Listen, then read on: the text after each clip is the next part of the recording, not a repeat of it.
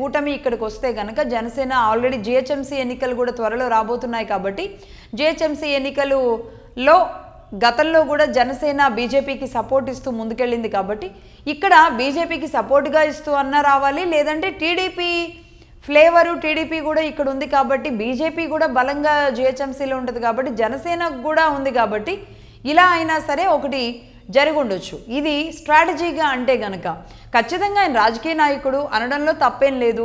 కాకపోతే ఇక్కడ ఎవరినో నొప్పించో లేదంటే ఏదైనా కక్షపూరితంగానో మాట్లాడినట్టుగా అయితే లేదు. బట్ నిజాలు అంటారా, నిజం ఎందుకు లేదు చెప్పండి. ఈరోజు గతంలో తెలంగాణ వర్సెస్ ఆంధ్రప్రదేశ్ అంటే ఉద్యమం ఒకటి కేసీఆర్ గారు తీసుకున్నప్పుడు ప్రతి దాన్ని ఆంధ్రప్రదేశ్తో కంపేర్ చేసుకునే కదా మాకు తెలంగాణ మా సపరేట్ మాకు కావాలంది.